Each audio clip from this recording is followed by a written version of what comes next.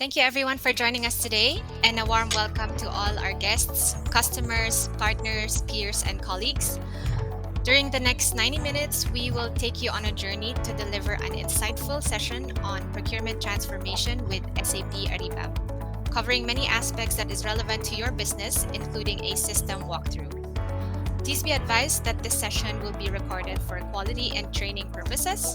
My name is Allison, and I look after customer engagement at Exalogic, and it is my absolute pleasure to be your host for today. So, moving forward, with a lot of excitement and without further ado, allow me to introduce Mr. Mohammed Katani. Katani does not require any formal introduction. I mean, who doesn't know about his many TED Talks, which went viral and on all over the internet, especially on the talk on the power of words. If any of you in the audience have not watched it yet, I would recommend you to please go to YouTube and watch it after the session. It is highly recommended and a must. When on stage, Mohammed Katani has never failed to inspire and engage his audiences. Please allow me to invite Mohammed Katani to deliver the keynote speech. So let me start by asking you this question. Do you remember the very first photo that you took of yourself or was taken of you? For those of you who are like me, 40 years or older, the first ever photo that was taken of you probably is a Polaroid picture. You know, the instant one. Because back then, the Polaroid was the cutting edge technology when it comes to photography. And the company Polaroid was making so much money out of this cutting edge technology. But as you all know, nothing remains the same. Things start to develop. And now we see, back then we saw these cameras with films, you know, the ones that you take and you flip it. And Polaroid said, yeah, we're okay. Let's just stick with what we have. There is no need to advance or change. And soon enough, comes the digital camera, where you can take thousands of pictures and save them on your computer. And Polaroid said, don't worry about it, we're doing fine. And now smartphones came in, and people can now just take pictures on their phones. And all of a sudden, Polaroid was no longer in demand. And what happened? The company went under back in 2011, I think. Why? Because the whole world changed around them, but they resisted the change. They thought, we have a good thing going on. We should stick to what we do. We've been doing it for years and decades. Let's not change. But that's not how life works. My beautiful fellow audience, my name is Mohammed Katani, and today I'm going to give you 5 steps that will help you to be more adaptive to change, to accept changes that's coming in your way. And this is really crucial at this time of day when we are experienced like anything like this before. And some of us are just wondering, how can we adapt? So allow me to walk through these 5 steps of change. And to remember these 5 steps, we're going to use the 5 fingers in our hand. The first finger is your thumb. If I asked you, how are you doing today? You might say, I'm doing well. Or maybe I'm not doing so well. You see, the thumb represents your status. Now, what do I mean by status? I'm sure a lot of you are familiar with Maslow's rule of motivation, which states that in order for people to get motivated, they have to go through several steps. You cannot step unless you fulfill the first step. And the first step of motivation is the physical need. The need for water and food and a roof over your head. You see, you cannot move past that until you satisfy this first need, the physical need. Now, I'm sure all of us, we have a job that pays the bill. we're not hungry, we can eat and drink, and we have a place to stay. So that need is met. The next step is the security need. If I offered you a job that pays 10 times or 5 times what you're getting paid right now, however, you have to be in a war zone, in a country that's not stable in a political way, would you do it? Would you take that opportunity? I'm sure a lot of you will say no. Why? Because as humans, we want to know that when we leave our house in the morning, that we're gonna come back at the end of the day. We need to feel safe and secure. Luckily, we all live in a safe place, in a safe country, so that also is met. Then step number 3, the social need. Again, if I offered you a job that pays 5 times as you are being paid right now, but you get to work in a remote area with only 2 other people for months, not seeing anybody else, like in the Antarctic, for example, would you do it? I'm sure a lot of you will say no. Why? Because again, as humans, we want to feel that we have family around, a spouse, kids, friends, brothers and sisters, and parents. Now, lucky for us, we have that too. So that is also met. Now, here's a problem, ladies and gentlemen. A lot of people, they think, I have a roof over my head, I'm healthy, I'm safe, and I have my family around. What else do I need? Let things be the way they are. I'm content. I'm happy with how things are. So why do I even need to change? And that's where the first step of change happens. Status. Don't focus on what you already have, rather than think about what you are missing. And each one of you here is missing something. Whether it's in the workplace or whether it's a personal place, you're always missing something. If you look at your organization, just company, in terms of the supply chain, you might be able to do it well, but ask yourself, can we do better? What is the one thing that's missing that we don't have, that if we have it, we will do much better?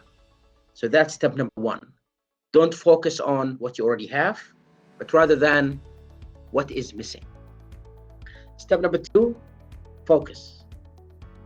And it's the index finger because that's what you use to focus. An instructor in a university, he wanted to do an experiment with his students. So he brought in a jar that's full of M&Ms. And he asked one of the students to the front of the class. And he said, I'm gonna give you a spoon and a bowl, and we're all gonna count to 10. And during this time, I want you to dig up as many M&Ms from the jar into the bowl. Are you ready? He said, yes. All right, everybody, 10, 9, 8. And the guy just shoving all the M&Ms into the bowl, and the bowl is now full. The instructor said, thank you, go have a seat. Asked for another student. And he said, I want you to do the same thing. However, every green M&M is worth 5 points. The rest is 1 point. Are you ready? He said, yes. Everybody, 10, 9. And again, the guy is shoving the M&Ms. Sure, he's trying to get the green ones, but he doesn't care. He's shoving as many as he can. The bowl is also full. The instructor said, thank you, go have a seat. He asked for a third volunteer. And he said, now I want you to do the same thing. However, every red M&M is negative 5 points. Are you ready? 10, 9. And what he notices, this guy is now carefully trying not to get any red M&M in his spoon. And at the end, the bowl was only having few M&Ms in it. And the conclusion that this professor draw from this experiment is, whenever we think about what could go wrong, whenever we think about the positive, whenever we're focusing about all the negatives, we don't accomplish anything. But when we focus on what could go right, that's when we achieve something. You see, when this pandemic first hit and a lot of organizations were panicking, what should we do? And when a new change comes your way, the first thought that pops into your head is, what could go wrong? And that's when you're not adapting to change. So let's start not thinking about what could go wrong, but rather than think about what could go right. What is the positive that will happen if we adopt this change? Later on today, you're going to be listening to some workshops about an amazing software. And I know a lot of you might think, I don't know, maybe I'm good with the things that I have right now. But always think about what could go right if I adopted the software. How can my organization improve? Step number 3, meaning. Now, this is a story that happened to me. I was driving to Kuwait with me and my family. And when we reached into the borders, we needed a visa to go into Kuwait. So they asked me to go to this office. I walked into this office and he said, you have to fill this form. I filled the form and I gave the guy the form. He stamped it and he said, take this form, go to the last window and hand it over there. Stamp it there, then come back here. So okay, so I took the form and I went to the last window, and I'm not making this up. The same guy stood up from the back, walked to the last window, took my form, stamped it, gave it to me. I walked back and he walked back with me. And he took my form again from the first window. And I said, why did I have to go to the last window if you are the same guy? And he said, well, that's the rules. Here's a question. Why do we have to follow this stupid rule? You see, ladies and gentlemen, a lot of the things that we do, a lot of the rules that we follow, a lot of the assumptions that we live by have been there for decades in a generation that's not the same as this one. And yet, we do them blindly, not knowing even why we're doing them. So step number 3, meaning, that means every step that you take, you should know why you're taking them. Not because it's been done years and years ago and that's what I'm doing. No, you should question why. Because when you do, you'll be more open to new ideas of change. These ideas might challenge the assumption that you had, but guess what? The assumption happened years ago. Maybe now it's time to change the way that we look at things. Step number 4, relationships. And for those of you who are married, that's where you wear your wedding band. Now, what do I mean by relationships? If you look at the company Nokia, that used to dominate the world in terms of the automobile devices, why did the company that strong fail? Now, I know a lot of you might say because they couldn't keep up with the changes in terms of the smartphones, but let me tell you exactly the secret why Nokia as a company failed. You see, in every organization, there are 3 levels: the executives, the managers, and the employees. The executive jobs is to draw an abstract image of what they want this company or organization to be. They're not technical people. They just draw a broad image of what they want. The manager's job is to take this broad image and break it into actual jobs that the employees can do, instructions. So what happened with Nokia is iPhone and Galaxy started to emerge into the market, and Nokia said, the executive said, well, we need to do something about this. We need a new phone, a new technology. I want a phone that the person pops out of the phone. Again, what they have is just a wish list. They're not technical. And they handed this wish list to the managers. And when the managers asked the employees how it could be done, the people there said, this cannot be done. We need to invest a lot of money in research and development and technologies, and we're not even there yet. And by the way, us as employees, we're not happy with the way that we are. We need bigger pays. We need, a lot of things that the executives are not giving to us. And here's why Nokia failed. The middle layer, the managers, wanted to keep everybody happy. So when the executive asked, how is the progress? Don't worry, boss, everything is going great. And when the employee asked, what about our demands? Don't worry, guys, we're gonna get you whatever you want. But they couldn't tell each part what's happening. They actually realized the mistake, but it was too late. And the company couldn't live up anymore. So what do I mean by relationships? In order for you to accept the change, everybody in the organization should be in with you. The lines of communication should be open from the top to the bottom. You know, the biggest mistake that you can do to the people who are working under you is when you give them something to do and they ask, why are we doing it like this way? And you said, just because I said so, or just because the guys upstairs want it to be done this way. That's not a reason. And if you don't give me a reason, how do you expect me to perform when I don't believe on what I'm doing? Opening the line of communication is crucial. We are in a time where people are scared. This pandemic had hit us so hard that a lot of people started to speculate, when am I gonna lose my job? And when they don't hear from the people in the above layers, as soon as they get any opportunity, they leave. Even though they love the place where they are, but they leave because they're scared. They don't know what the future looks like because there is no communication. And now to the last step, strategy.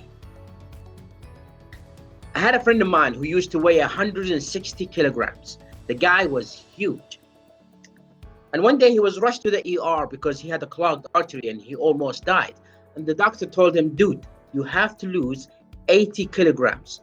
Now, your health condition is too hard for us to do any surgery or fat section, but you still have to lose 80 kilograms or your life is in danger. My friend is freaking out. So he went to his friend who worked in a gym and he's panicking. He's like, dude, you gotta help me. I gotta lose 80 kilograms. That's like half of my body. Please, I need your help. And the instructor said, 80? Who said that? The doctor said it. Don't worry about the doctors. All I want you to do is lose 5 kilograms in a month. Can you do that? Now, 5 kilograms seems doable. And because it seems doable, he started to actually exercise. And within 20 days, he was able to lose the 5 kilograms. And that gave him a motivation. He kept on going. He lost another 5, another 5, another 5. And within 10 months, he was able to lose the 80 kilograms. But if he kept looking at the 80, he wouldn't do it. Why? Because it's too big, and it's too broad, and it's too huge, and it's too scary. So when I say strategy, start with the smallest step that has the highest impact. It's a small step, but there is a high impact behind it. Don't look at the bigger picture, just look at the next step. Once you accomplish it, what's my next step? You accomplish that, what is my next step? And in no time, that big scary idea is now achieved. Later on, you'll be listening to this software Ariba, and you might think, oh, this is a lot of change. I don't know what to do, and I don't know, it's too risky. Maybe I don't even know what to do. Start with a small step. Send an email. Ask for a demo. Take it from there. Ladies and gentlemen, I always say this pandemic was a curse and a bless at the same time. It's a curse because it restricted our freedom and it hit us hard, where financially and socially and all of that, but also it's a blessing because it gave us a taste of what could happen. It made us prepared for any disaster that might come ahead. There's an old saying that goes, if a millionaire was able to make his millions out of $1, and then he lost his millions, he would not panic because he now knows how to make $1 million out of $1. And the same thing happens here. Let's take this pandemic as a lesson to the things that we should be able to do. Let's be more open, new ideas. Change is coming, whether we like it or not. The question is, are we more adaptive to it? Thank you so much for listening, and I wish you all a wonderful time. Back to you, Alison. A valuable message and an incredible talk, Mr. Katani. Thank you for sharing your thoughts and experience with our audience. So I hope a lot of you picked up a lesson or two from Mr. Mohammed Katani. And without further ado, let's move forward to the next section. Please allow me to introduce Suja Neliseri. Suja is a subject matter expert for supply chain and a business analyst at Exalogic. Suja has been helping customers to adopt best practices and digitize procurement and supply chain management for a decade now.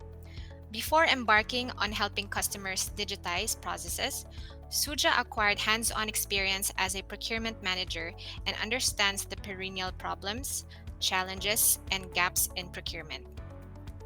Having received many accolades such as an outstanding senior procurement officer and supply chain MS senior executive for her work, to say the least, she has played a major role in procurement and supply chain transformation for some of the best clients. Suja, I now invite you to please take over to cover the next section for our audience. Thank you. Across the globe, welcome you on this webinar, and let's have time worthwhile spending. I should say thank you to Mr. Katani for enlightening us with great information on what we are looking at today, change that is inevitable. So to just quote Mr. Katani said, the pandemic has also given us an insight as to what the challenges are today that we can face and what are the blessings that come with it as well.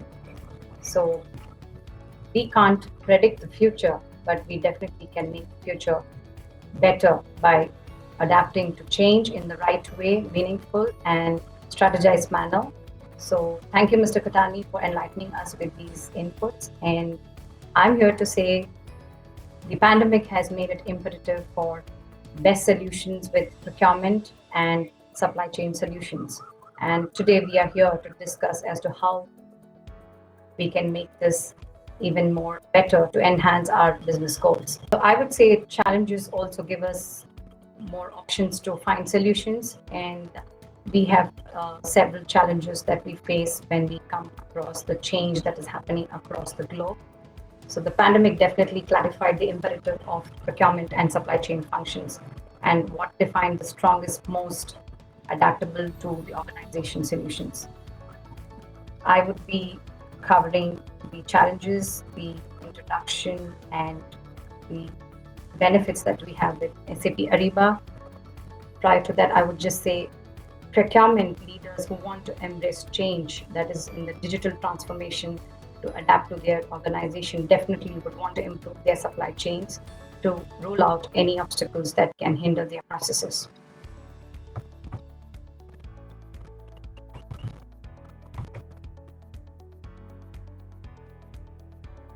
We all know life has been running better with several new personal networks, such as we're all used to Google, Amazon, eBay, and Facebook, Twitter, which is like on the go.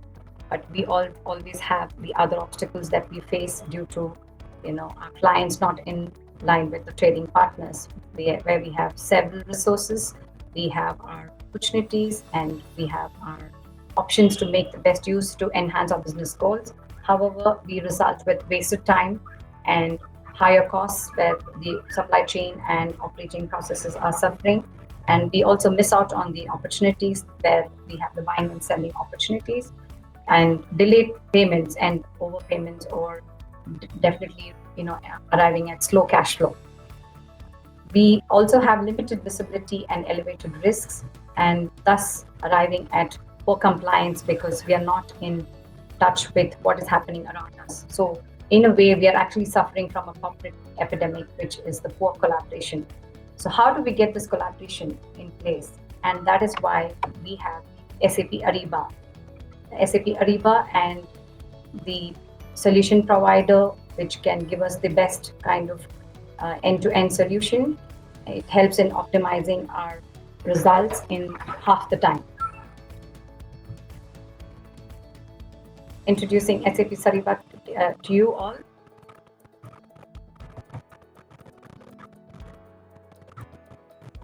SAP Ariba is one of the world's largest and the best enterprise commerce network.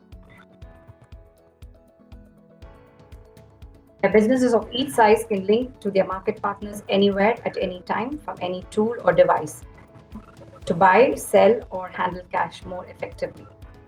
It is definitely a star performer it's a top solution provider. It was founded in 1996 to help and connect the right buyer to the right supplier.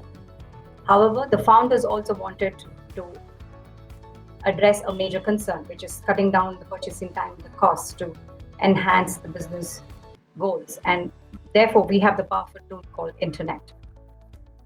It is also SAP Ariba, the largest B2B network, which helps 3 million global companies buy, sell, and manage cash. And we are looking at processing annually over $1.5 trillion in commerce. And we're also looking at a huge 330 million documents processed in the form of purchase orders and invoices.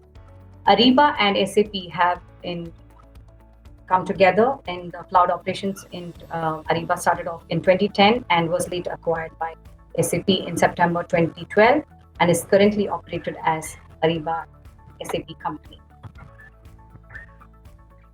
What are we looking at? The benefits of using SAP Ariba. With the control that SAP Ariba has, guided buying and spot buying capabilities provide you to cut supply costs and processing costs. And you don't need to install anything because it's all on the internet. Ariba is in the cloud. So it's a cloud-based commerce applications, and you actually have right from the buyer to initiate the request. So procure the kind of products that the buyer wants, and from the initial process of initiating a request from the buyer to the supplier, finding the supplier and identifying the right kind of supplier and negotiating it and finding the right deal and broadcasting it. So right from buying to paying, everything is on the cloud. So Ariba is in the cloud, and no doubt Ariba is the world leader in the cloud-based commerce application. So you find a deal, sign the deal, and broadcast the deal. All happens on the click of a button. SAP Ariba is the world's largest network where businesses are connecting to get the business done in a faster pace. And we are looking at an intelligent network here to transform the procurement operations and to collaborate in the right way to get the supply chain functions to have the right kind of results in the right time, and looking at what kind of unified and collaborative manner that we are looking at the process to transform. We have a solution provider here whom we can use in the right way and adapt to change and strategize our business goals. So we have the SAP Ariba upstream covered in our webinar, and we'll be touching base on Ariba supplier lifecycle and performance management, Ariba sourcing, which is the Ariba sourcing process, Ariba contract management, where we'll be touching in detail about the upstream modules of SAP Ariba. And in the downstream, we have Ariba Digital Supplier Network, Procure to Pay, and supply chain collaboration, and the catalogs. So with not much ado, I would request Mr. Preetam Adhikari to take over from here and give us a detailed review and walk through about SAP Ariba, its modules, and how we're going to have the SAP solution help us in enhancing our business goals. Thank you so much, Shudha. Thank you for that insightful presentation. Okay, moving on to our next speaker. Our next section covers the major portion of today's session, which will be covered by Preetam Adhikari. Preetam is a certified SAP Ariba consultant with 10 years of experience in Ariba source-to-contract processes. Passionate about his field of expertise, he is deeply involved in the development and deployment of SAP Ariba solution designs for multiple clients. He is an SAP Ariba solution subject matter expert in upstream and downstream modules, including sourcing, contracts, SLP or supplier lifecycle management, and Ariba buying and invoicing. Pritam will cover the upstream modules of Ariba today and thereafter take our audience through a system walkthrough as well. Pritam, I now please request you to take over. Thank Sure. you. Thank you, Alison, for the brief introduction. Okay, let me share my screen. Right. So today I'm going to cover these a few points. So my agenda will be to take you through a business case study. So when we talk about the source to contract, so basically we are talking about the right source. I mean our suppliers. Then identifying the suppliers, doing the sourcing, getting the best price, then finally issuing contract to that particular supplier. So to explain this entire source to contract process, we have tried to create a kind of a business case with an example of a power plant company where there are end users, there are buyers, there are contractors, and there are suppliers. So how everyone will be in sync while doing this source to contract process. So I will take you to that process to all of you.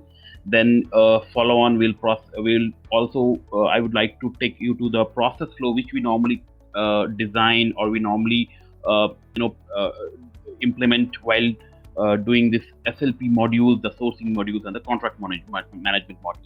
So these are the three modules which are comes under the upstream solution of our SAP Ariba. Then at last we'll talk about some benefits, and after that I will take you through a system walkthrough where I will just see how the system will look like, and it will give you a good feel of Ariba solution. So moving forward, so this is a source to contract business case. Okay, so here we have a power plant company, New Power, and in New Power we have Jason and we have a Mark. So Jason is basically a user from a production or operation department, so he's taking care of the production of the power plant unit, and Mark represents the procurement department. So Jason would like to have a long-term contract for the coal, which is the primary source of raw material for any power plant company. So he raised a request in Ariba sourcing, and eventually that request will go to the Mark that we need a coal for our power plant. So these are the specifications, these are the quantity, these are the delivery schedule. So everything Jason will log into his user ID log into the Ariba portal, and he will raise those request, and that request will go to the Mark. Since Mark is responsible to procure raw materials and for the power plant, so he will get those informations from Jason, and he can quickly revert back that, okay, Jason, I will take care of that. Now, before Mark even start the sourcing and contracting process, so he is thinking, since we have a large supplier base already working with us, why not we should use, or why not we should leverage the Ariba discovery portal to find out some new suppliers. It may happen that sometime we get new suppliers and they will definitely give us some good price and good quality of coal. So what Mark will do, he will simply log into Ariba discovery portal. So Ariba discovery portal is another, you can say, a byproduct of SAP Ariba, where we have more than 3.5 million of suppliers registered. So there you can post your requirements, and accordingly supplier can reach out to you, or you can deep dive into the system and you can find some new suppliers. So eventually here what Mark will do is Mark will post his requirement in the Ariba discovery portal, and what happened? A new supplier came in picture. This supplier, the coal trader, and he shows his interest that he can work with New Power for the supply of coal. And somehow Mark talked to the supplier and managed to get some credentials of the supplier, and he found that, okay, he said he thinks that let us try this supplier for this particular requirement. So what he do? He again get into the Ariba sourcing module. In Ariba sourcing module, there is the suppliers who are already registered with this New Power power plant company. So he create an RFI. That's the first process of any sourcing event, request for proposal. So he create a request for proposal. He posted all his requirement there. He puts all his terms and conditions, and he sent the RFP. It's an electronic RFP, and he sent that RFP to both the new supplier and the incumbent supplier. Once the suppliers get the notification that they have to participate in the event, they will log into the Ariba system. So it's a one-time activity. All the suppliers need to register themselves on Ariba with their unique user ID and password. So every time any RFP or any such event goes to the supplier, they have to use their same user ID and password, and they have to participate in that event. So similarly here in this case, both the supplier, the new supplier and the incumbent suppliers, they registered, they log into the Ariba portal, and they go through the RFP and they put their price and submitted their entire thing. So once that submission done, then Mark can see the comparison statement. We can what we call normally a comparative, right, where we can see all the suppliers, their prices, their terms and conditions, everything is in one page. Now, so it's very easy for the Mark to identify that who are the best suppliers, who has quoted low price, and who are L1, L2, what terms and conditions, who has accepted the terms and conditions, who has not accepted the terms and conditions. So everything Mark can, it's very, the visibility is very good. So Mark can see everything in one page, and he start negotiating with the suppliers. Now in Ariba, we normally in normal scenarios, we always negotiate with the suppliers through mobile phones or through email, or physically we talk to each other and we try to negotiate with each other. So that's the one way of doing the negotiation. And here in Ariba, we have another way of doing negotiation, that is an e-negotiation, or we often call it a reverse auction. The terminology is reverse auction. Reverse auction is a product of Ariba where we invite suppliers to come online at the same time without even knowing that who else has participated, and they keep bidding their prices, they keep lowering down their prices to get the business.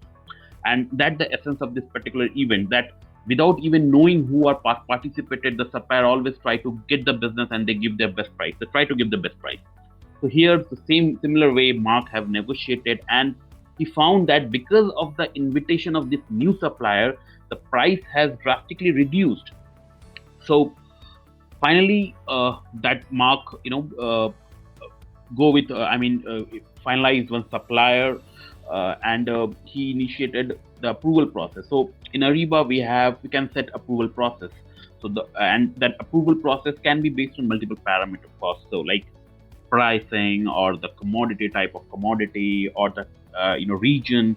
So we can have multiple parameters set for our for approvals. So similarly, we have here Mark will initiate the approval process as he selected XYZ supplier, and once they initiate the approval process, the approval triggers the notification to all the approvers that you have been added to approve this particular commodity or to approve this particular sourcing event.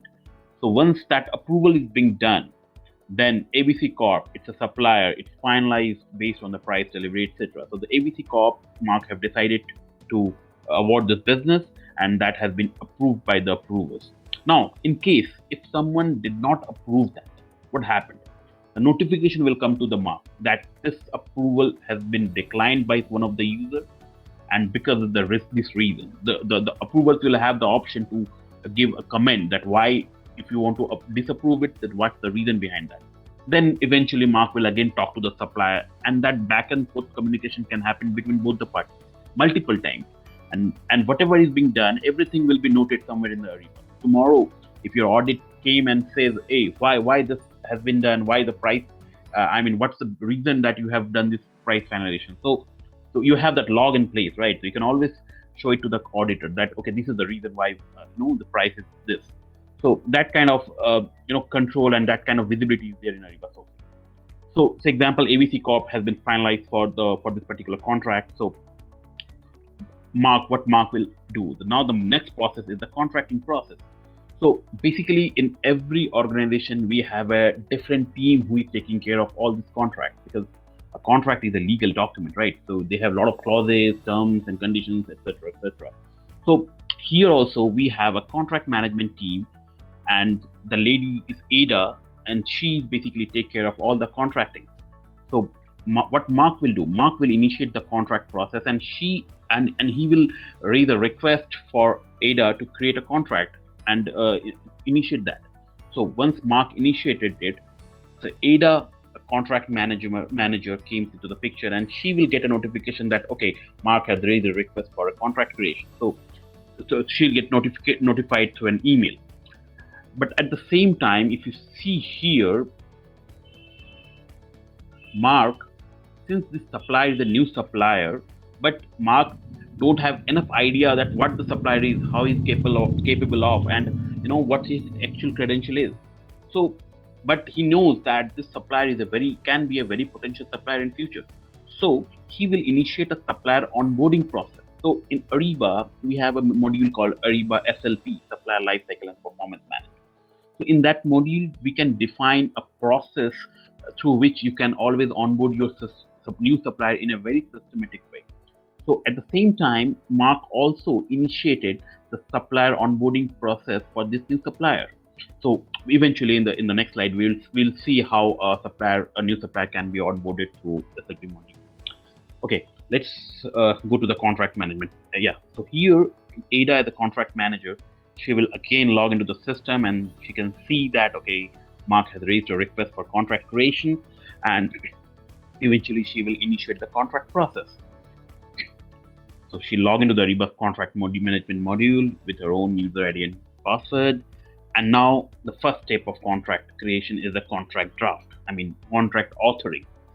So when we think, or when this particular term comes in our mind, that contract, so we always think that is a 100 pages of document with all legal terms and conditions, everything. So now how we are going to manage that contract authoring in SAP Ariba? It's a very interesting, right? So what happened, normally without such tool, what we do, we use Word. We already have a document in place in somewhere in our desktop. We pull that desktop, we do the changes, and then multiple sessions with the team happens through email. We exchange a lot of emails between our internal teams. Then finally we came to a conclusion, right? So here also, what we can do, we can set templates. Ariba is basically a template-based solution. So we can always have our templates in backend, right? So here also, we can have multiple contract templates in our backend. For example, one contract for raw materials, one contract for consumables, one contract for surveys, for NDAs. We can have different types of contract templates already created in the system. So here, Ada, what she will do, she will quickly pull out a raw material template where all the terms and conditions are already predefined. She just need to do some manual changes, like name of the supplier and the dates and expiration dates, execution dates. So those things can be only changed. The rest all is there and already intact. She need to just review the entire document, do the changes, and everything will be done in the system. Nothing is on desktop or manual. So she will quickly pull the contract template. She will do the changes and do the authoring. Then he send the document for a review. So here we have a contract review process where first, normally, we send the contract to the suppliers. Suppliers go to the document. In case if any changes he need to do, he will do the changes, and then he again revert to the to the contract manager that, okay, I have done these changes. So whatever is being done here in contract management module, say example, as a supplier, I want to do some changes. So I will do the changes. I will upload that document in the Ariba contract in my credentials. So as a supplier, I will also have a user ID and password. So I will log into my user ID and password in my Ariba portal. I can see the contract document in place. I download that contract document. I go through it. If I want to do any changes, I can do those changes. And again, I'll upload that contract back to the Ariba. And that notification will go to the Ada that, okay, this supplier has do some changes. And as the contract manager, when I can open that contract document, I can see what changes has been done. It will be highlighted in green color, red color, and orange color. So there are a significance for those colors. So there is a change, there is a deletion, and there is addition, right? So those changes I can see, I can easily, do that kind of analysis. Okay, what has been done and whether it is acceptable or not. So those back and forth communication happens multiple times. So once Ada finalizes the contract with the supplier and the contract is kind of freezed from the supplier end, then Ada again send that contract to the internal stakeholders for the review, like a legal team.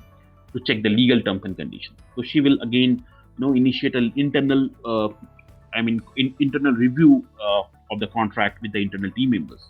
So once all the reviews done, now here also, for example, if an internal review team member wants to add or delete something, he can do that. The change can be seen can be identified by ADA, what changes have been done. It's in green, and orange color. Then same can be again, forwarded to the suppliers for their concern. So there can be, multiple round happens between all the three parties to finalize the contract. So here, once all the contract thing has been done, all the terms and conditions has been finalized, everything is done, then ADA initiate an approval process.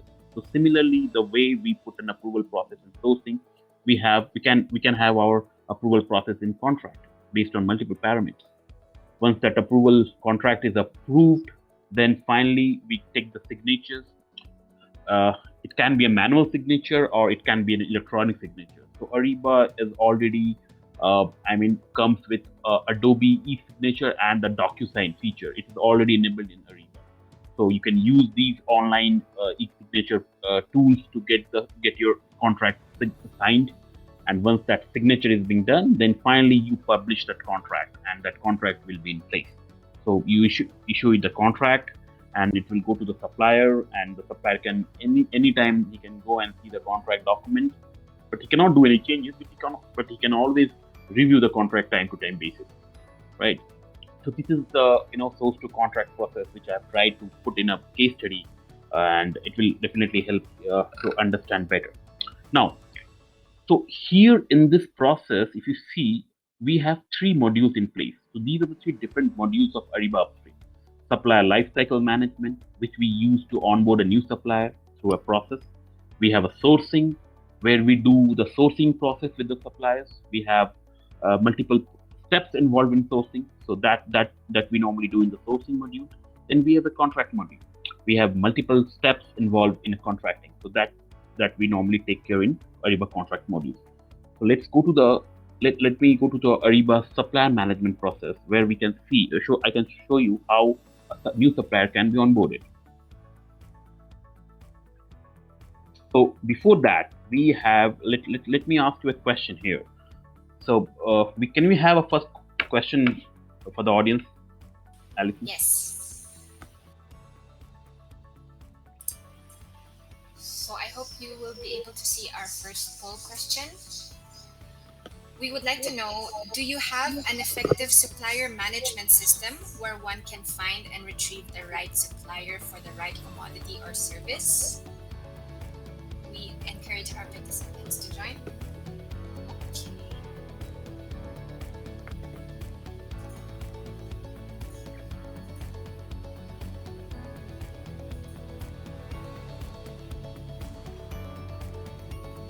I think Pritam, the results show almost half. Yeah, it's 50-50, halfway. Great. So 50% of the polls and audience, they have already the system in place. That's a very good thing. But still, out of 1,000, if I consider 50, then 500 of them There's still. another percentage who are looking to have an effective system where they can increase and get the best, to be able to source the best resources in the least time. Correct. Okay. So let me go to the supplier lifecycle management process. So here you can see we have a SLP process in place, which we normally use to onboard any new supplier to the system. So SLP process basically divided into 3 to 4 categories, 3 to 4 steps rather than I say.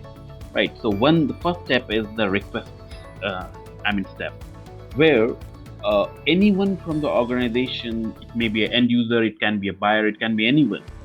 So anyone can raise a request that, okay, I want to onboard this new supplier. He can be a very potential supplier. So I want to register this new supplier for my organization. So it can be either be done by the supplier itself or by any of the members of the organization. Right. So if we talk about any user of the organization, that means it's in, considered myself as a buyer, I can quickly go to the Ariba login credential and use my credential. I can create a supplier request. So once I create a supplier request with a very basic information of the supplier, it will go to the vendor manager. So there is a vendor manager who is going to evaluate all the supplier before we start onboarding it. So that is one process of doing that. The other is the supplier request, supplier self request. Now, for example, I'm a supplier and I want to register myself for this new power plant company. So how I'm going to do that? So the first step, as a supplier, I always try to get into the website, try to find out someone's name or email ID where I can reach out to him and I can tell that particular person that please onboard me, or please let me know what is the process or what is the criteria to onboard a new supplier. So I can always try to do that, right? So here what we can do, we can put a section in your website that for new supplier, if you want to be register yourself, so there will be a link provided, and in case the supplier click on that link, a new supplier, he will be redirected to an Ariba page.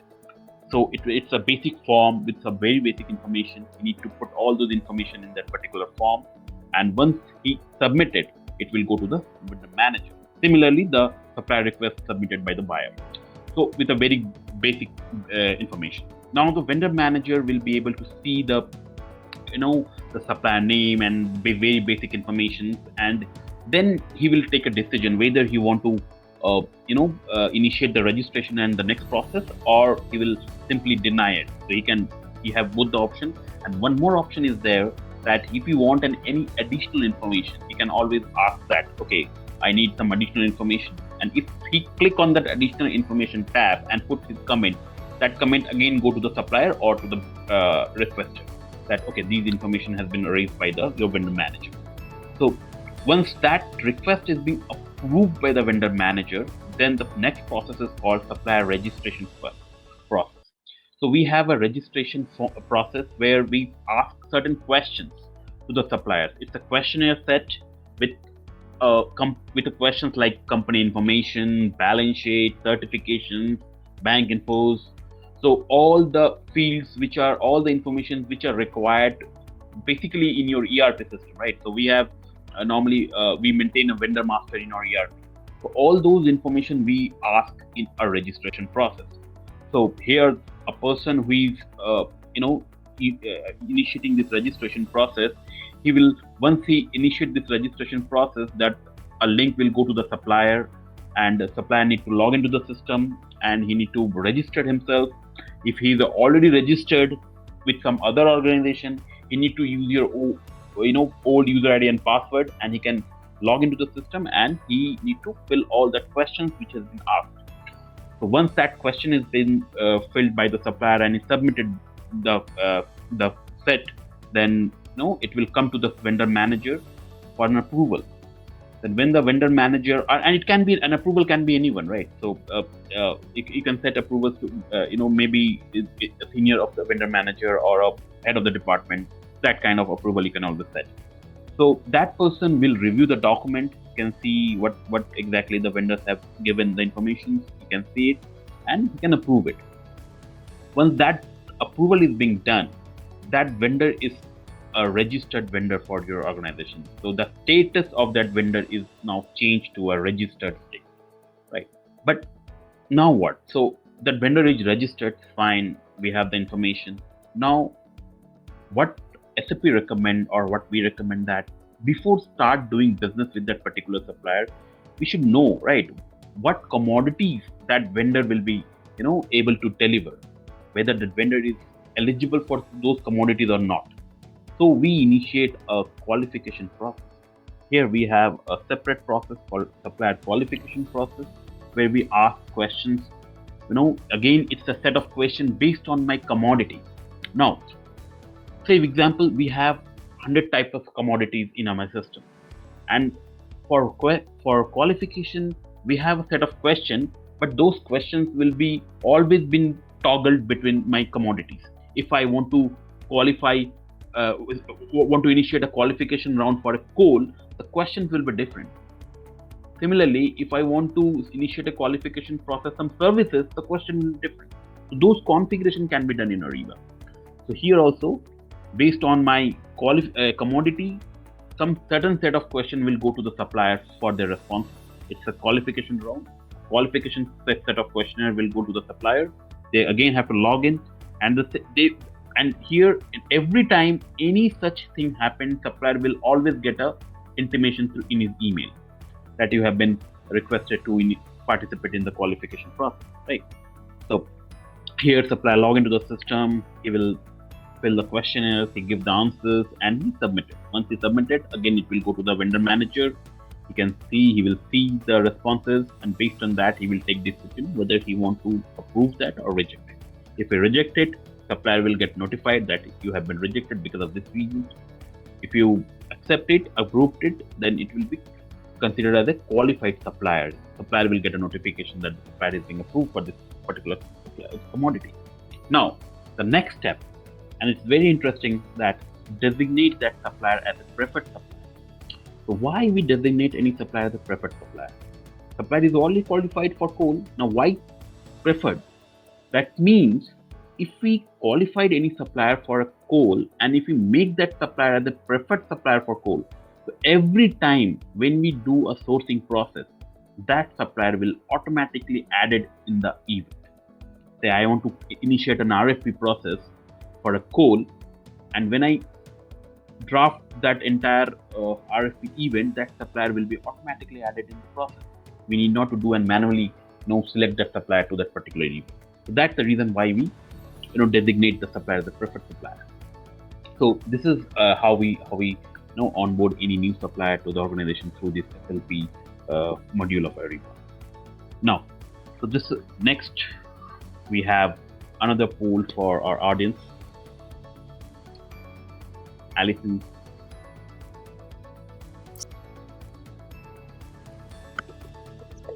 So the second poll is out. We would like to ask our audience if you have a robust procurement sourcing system to analyze and monitor the turnaround time for sourcing in your organization. I think there's an overwhelming 100% people are looking for a robust procurement sourcing system. Right. Yes. So about more than 80%, Pritam, are looking to have a sourcing system, yes, for their procurement domains. Obvious. So okay, let me go through your sourcing process. So being as a buyer, when because I have started my career as a buyer, so there is a problem with the buyer. I'm not problem, it's an issue with every buyer, that at the end of the year, when it comes to a performance appraisal time, then we always have a complaint that I should get better, right? Because there is a one major reason for that. There is no system in my organization where that system can capture my turnaround time. We have a defined turnaround time for our PR to PO process, right? Say example 10 days or 15 days. We have to convert a PR to PO in 10-15 days. So that's a defined process. That's a defined timeline is there. But how we are going to measure that? That's a very critical thing where normally we are always, as a buyer, we always have a problem. That can be reduced by this sourcing process. I will tell you how. In sourcing process in Ariba, we always design a system in such a way that each and every step, when a buyer will do each and every step, that can be captured in system. Like here, if you can see, sourcing process start with a sourcing request. Say, as I have said in my business case, that Jason create a sourcing request here. So once he create a sourcing request, that sourcing request, the date and time will be captured somewhere in the system. And when it comes to me as a buyer, as a Mark, when it comes to Mark. So, and the day when the Mark will initiate the sourcing process, that time will also be captured somewhere in the system. Now the process is something, and this is the process which is being suggested by SAP as well. This is the best practice, what SAP always recommend. That once a sourcing request created in the system, it will go to the respective buyer to take it forward. So what buyer will do? First, the buyer will create a sourcing process, sourcing project in Ariba. So in every sourcing event, in Ariba terminology, we called it as a sourcing project. For it's a project for me that I have to convert this PR into a PO. So I initiate the sourcing process. I quickly invite some of the team members who will be part of this sourcing process. For example, the coal procurement. I'm going to do the procurement of coal. I invite multiple people to be a part of this particular process. So every time whatever is happening, they will always get a notification. So these team basically they will not do anything. They will be like a watcher who will always get notifications what's happening, and eventually we can always take feedback from the members that what should be done, what should not be done. So that kind of communication can be done through system only, right? So we need not to send an email to all of the team members that this is what is going on and we need this and that. So everything can be done. All these team members can internally communicate with each other through Ariba, and whatever communication happen, it will be noted somewhere, right? It's recorded somewhere. So, for example, I, as a buyer, I initiated the coal procurement process. I invite team members. I finalize the strategy. What can be the strategy for the negotiation? Then we execute an RFP. RFP will go to the respective suppliers. They will log in. They will give their best price. And as a buyer, I can see that entire comparative statement in one sheet. We do the negotiation. We evaluate it with. We get it evaluated by our user department. Then finally, we initiate an approval flow. So once the approval is being done, we have two options. Either we can create purchase order out of that sourcing event, or we can create contract. So let's take an example of contract management. So because we have covered the source to contract process, so let's take an example of contract. So after the sourcing has been done, the prices has been finalized, the supplier has been identified, we create a contract out of that particular sourcing event. So, and what else? So in sourcing, basically, sourcing is basically covered three important events. Event means activities. We can do RFI in sourcing, we can do RFP, we can do auctions. So RFI is normally basically if you want to have any information from the suppliers without pricing, we can always float an RFI. If we want kind of a techno-commercial quotation from our supplier, we can go with RFP. And for negotiation, we can use this forward and reverse auction. Reverse auction if you want to buy something, and forward auction if you want to sell something. Basically, forward auction we always used to have while we do any craft selling activity. So there we have seen that forward auction will always help you to get the better price. Now this is the overview of the sourcing process. It's time to our third poll for the audience. Alison, please go ahead. Third poll is now live. We would like to know, are you considering implementing a digitized contract authoring and management solution to fortify your compliance activities? Okay. In this question, what are we trying to figure out, Pritam? In what way can we help our viewers? Okay, so the question is whether we are, we need a digitized process where we can create or draft a contract in a very, easy way or proper way without any manual intervention. So that kind of. Yep. Yeah, there is an overwhelming answer of yes. They Right. are considering implementing a digitized contract authoring management solution. Great. So let me walk you through the contract management process here. So this is basically Ariba contract management is we often call it the contract lifecycle management process. So we have a product where we can put our all contracts and we can see, right from start to end, the entire contract can be managed and can be managed and can be controlled. It's the same process. The process is almost same what we did in sourcing. So we have our contract process starts from a contract request. So as you have seen in our business case, that Mark as a buyer, when he initiated a contract request process to Ada, and he do the sourcing first, and then he initiate Ada to for the contract process. So there are two ways of doing it. Either we do a sourcing event, and then we finalize the price and finalize the supplier from there, and then we initiate the contract process. And the other way, that we can directly create a contract request. So if you know the price, if you know the supplier, we need not to do a sourcing event, right? So we can directly create a contract request. So anyone can create a contract request in SAP Ariba, and then that contract request eventually go to the concerned person to take it forward. So once that contract request is being done, it will come to the contract management team. Someone from the contract management team will initiate the contract process. So the first step of a contract initiation is that create a contract workspace. So each and every contract will be considered as a contract workspace. So in contract workspace, we have team members who will be the part of that contract process. We have clauses. So when we draft any contract, so there will be multiple clauses, right? So we have to sometimes we have to add clauses, we have to remove clauses. So from where we are going to add, we have a clause library placed in Ariba contract. So we can simply go the clause library, drag and drop kind of thing. We can see that entire draft contract copy. We can pull the clauses which are there in the clause library. We can remove the clauses. So we can do those kind of thing, and we draft the contract. When the contract is ready, we send it to the supplier for the negotiation.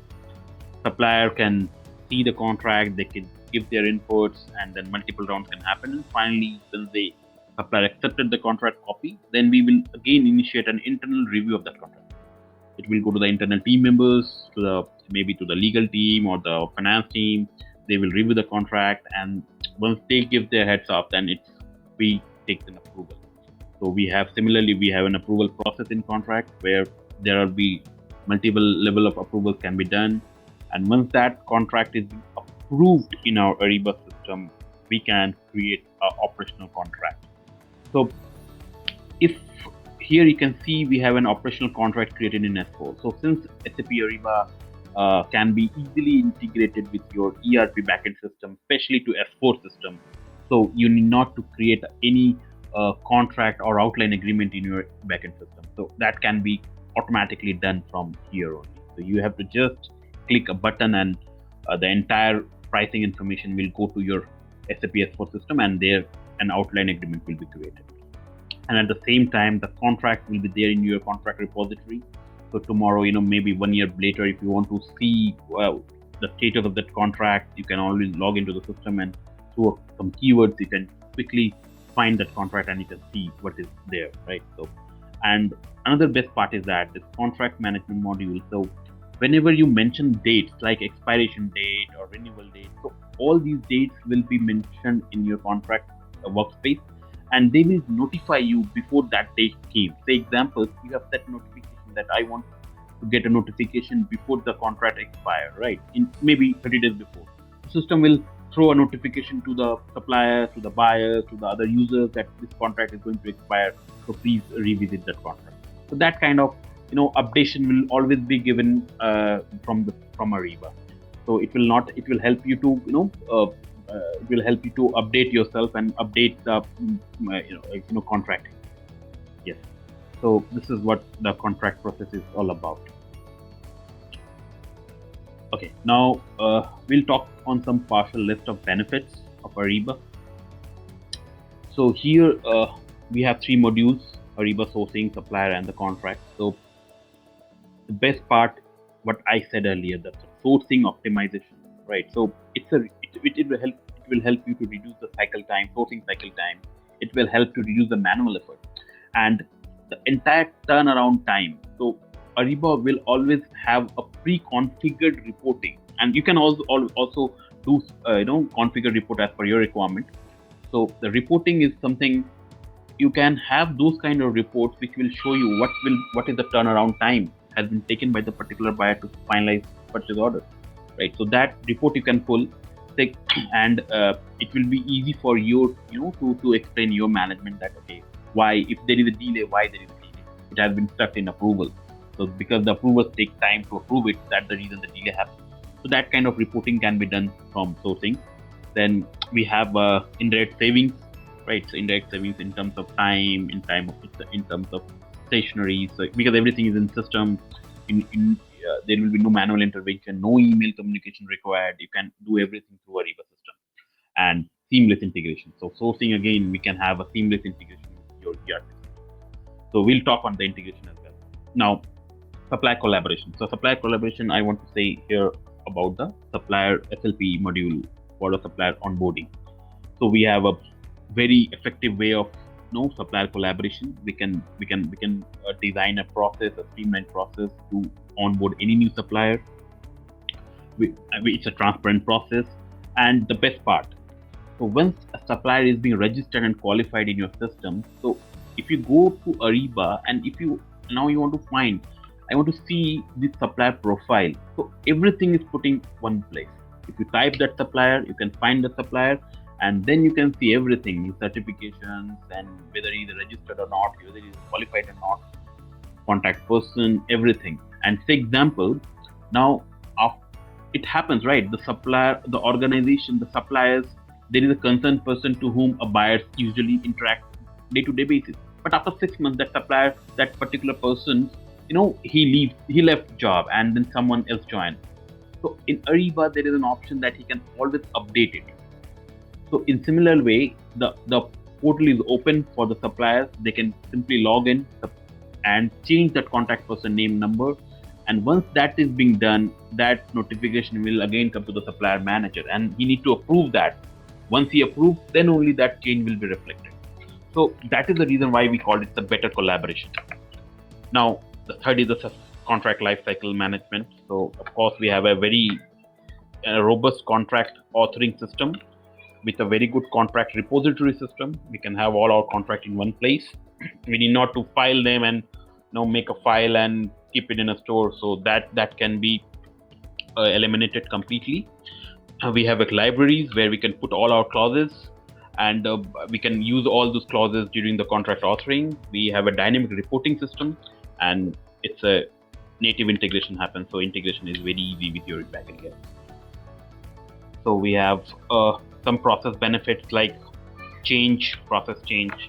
So since if you are in a manual system and now you want to adopt an Ariba system, so this manual to system change is very smooth, right? So because it's a very user-friendly system. So it's not like that it's a very complex system where you need to learn. No, it's very user-friendly. It's like in Google and Facebook. You could just create a user ID and log on and you can use it. And since in sourcing, it's a very good spend management tool. So whatever you are spending on your day-to-day expenses, so everything can be monitored, and you can pull those spend through a report. For example, if you want, I want commodity-wise reporting in a year, how much I have spent on my each categories or in my each commodity. So I can have those kind of reports, and I can easily pull those reports for my purpose. Savings, of course, if you use reverse auction or forward auction, system will always help to reduce the prices to drastically. So as Ariba said, that globally it has been observed that 5 to 7% savings always can be achieved through reverse auction technique, and this is what Ariba said. Yeah, so this is what we have in process benefits and savings. Now the next is a system walkthrough. So I would like to take you through a system walkthrough of Ariba, how it look like. Yeah. Hope my screen is visible to everyone. So this is how a Ariba dashboard is look like. You can see here the modules will be appearing: sourcing, contract, and the supplier management. So if you go to the supplier management, as I said, that there are processes how you are going to create your supplier, a new supplier, right? How you are going to onboard a new supplier. So first is the supplier request, then registration, and the qualification.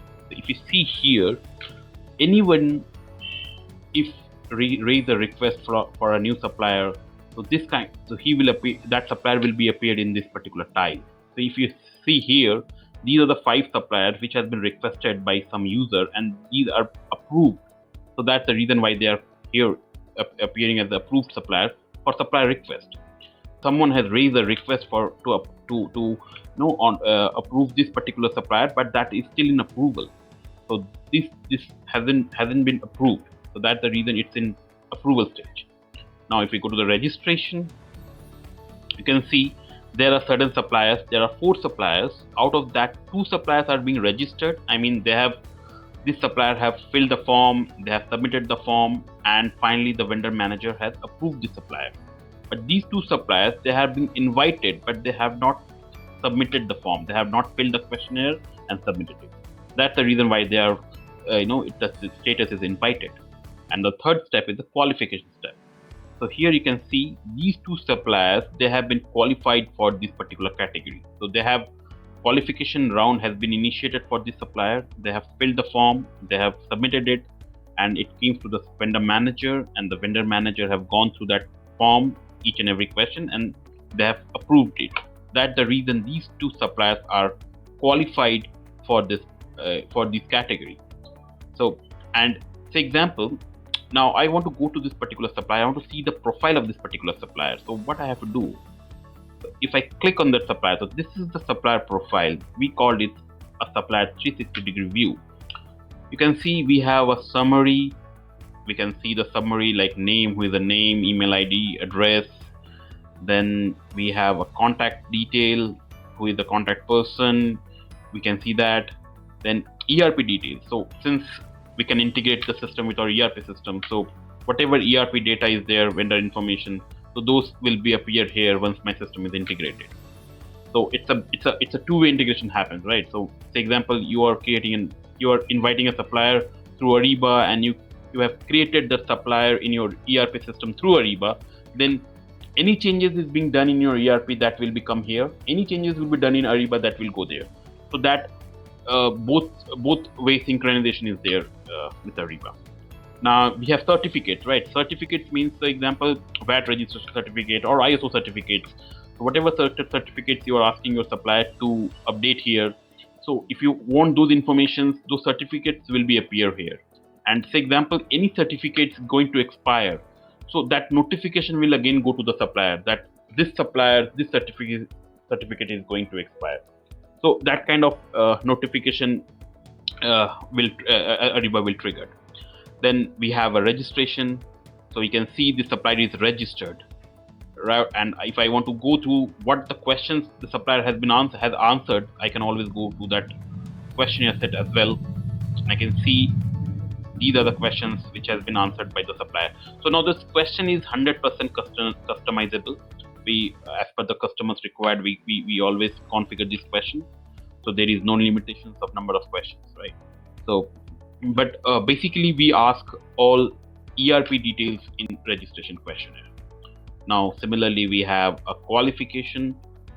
If you see, this supplier is qualified for this particular category. So similarly, we can qualify this supplier for multiple commodities. So we have to just click on this button and we can initiate the qualification process.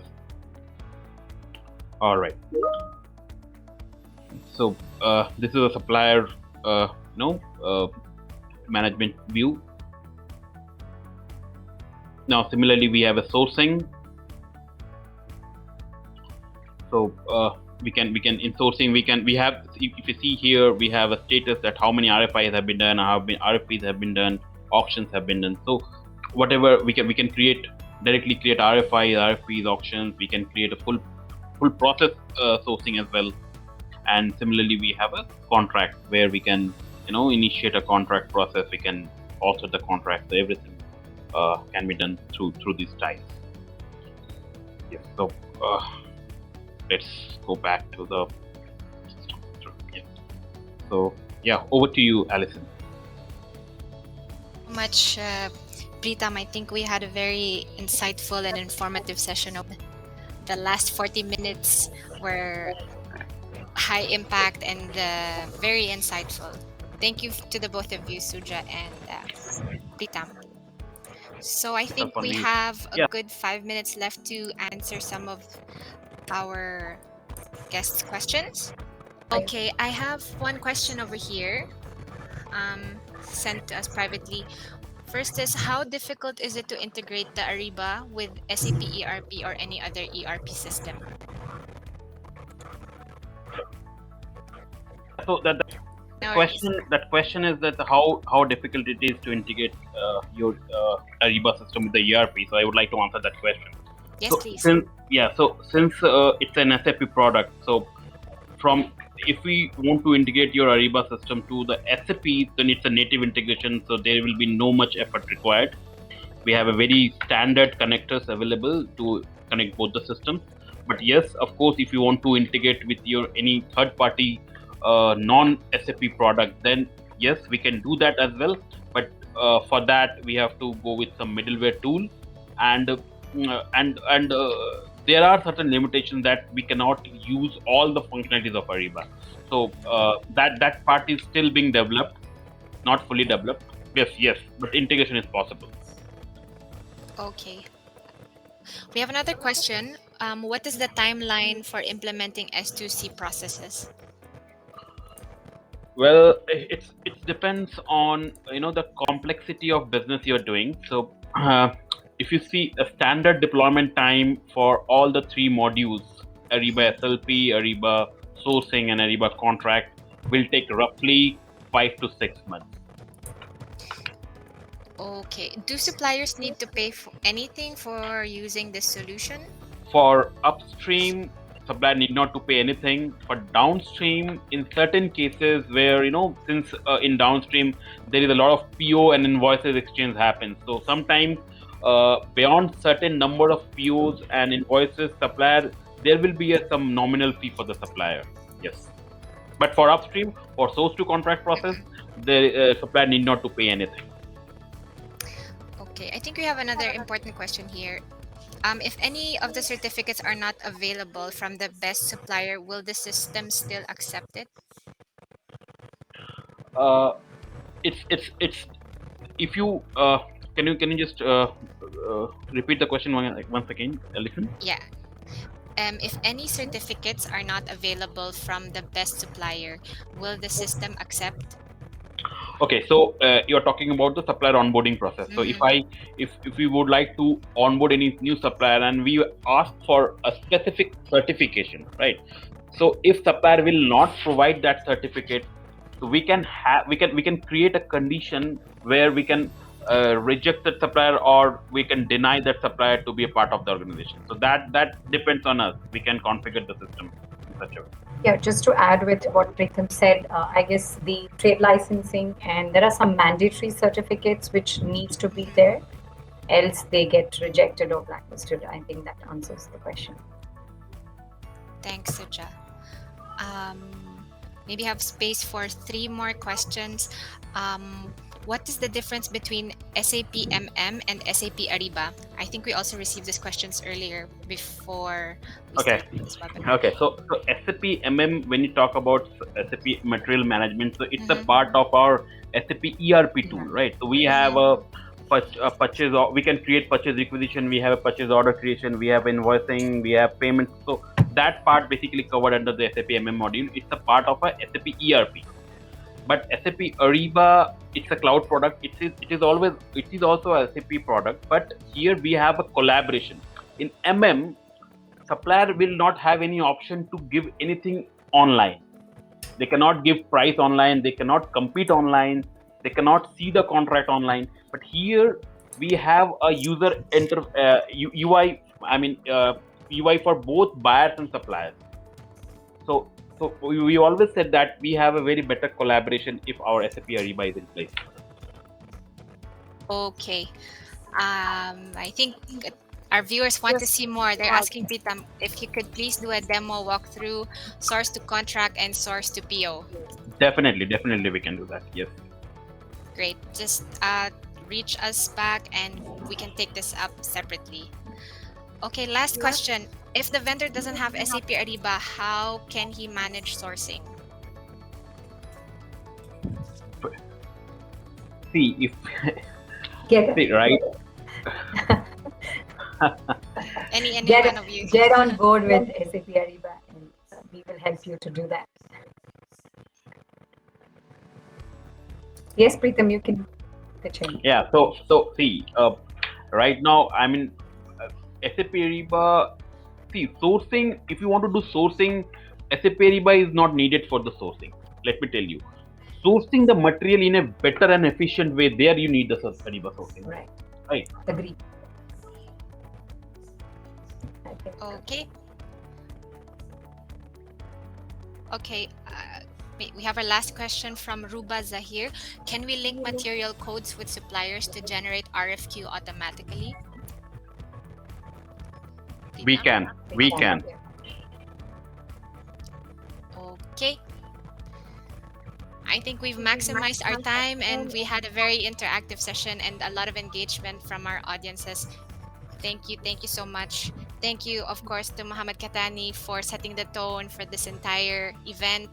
Suja for your insightful contributions, and also to Preetham for your very phenomenal presentation. Thank you so much.